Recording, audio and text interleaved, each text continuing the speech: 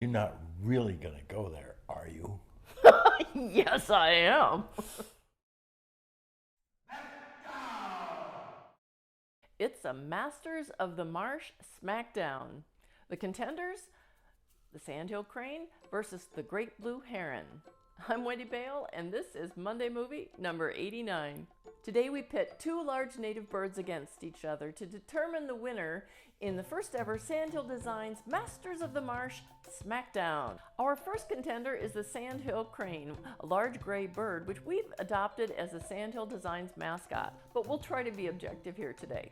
Weighing in at up to 10 pounds, they are one of the largest birds in North America.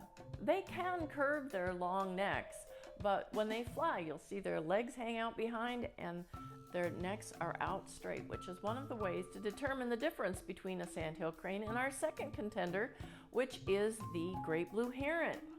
The Great Blue Heron is almost as tall, but not as bulky, and only comes in at about 5 to 6 pounds.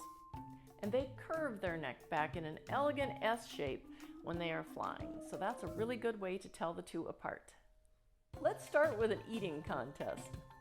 The omnivorous Sandhill Crane likes to poke around for its food. They are fond of frogs, berries, seeds, and grains, which is one of the reasons why you'll see them a lot in agricultural fields.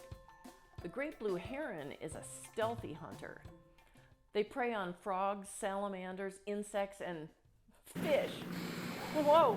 I'd say the first round goes to the Great Blue Heron. Our second challenge is all about style. The crane has a fluffy butt. It's usually called a bustle, but I think of it more like a mullet. It's like all business in the front and a party in the back. The Great Blue Heron is shaggier in the front, especially during the breeding season. I gotta give it to the Sandhill Crane because that fluffy butt is just cute. The Great Blue Heron wins the next contest by default.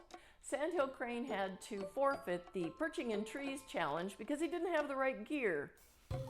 The Sandhill Crane has a really short hind toe, so they're not able to perch in trees, but Great Blue Herons are masters at being in trees. In fact, they even nest in trees. Sandhill Cranes nest on the ground near wetlands. Now for the song and dance portion of the show. Hands down, the Sandhill Crane smokes the Great Blue Heron in both voice and dance. The heron's raspy gronking, squawking, and clicking just can't hold a candle to the thrill of unison calls and far-reaching flight call of the Sandhill Crane. These elegant birds mate for life, but keep the romance akindle with elaborate courtship dances. Sorry, heron, your gronking just makes me laugh. In contemplating these two sets of characteristics, it's really hard to pick a winner, so we'll have to have a tie-breaking round that's a little less subjective. Let's have a race. Both these birds are excellent flyers. Who do you think's going to win? Well, the Great Blue Heron can fly at speeds of 20 to 30 miles an hour.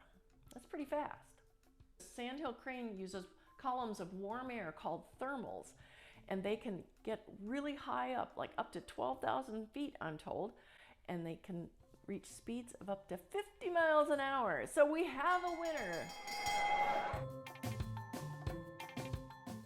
That was a close contest. I am sure Sandhill Bill is relieved to know that the Sandhill Crane has squeaked out a win. But they're both fantastic birds that we love a lot around here. So this is the 25th anniversary of Sandhill Designs, my husband's business that he started back in Wisconsin, where there were many, many Sandhill Cranes. I've joined the team full-time for the last couple of years with my wing of the business, which is called Wendy Bale Art1st.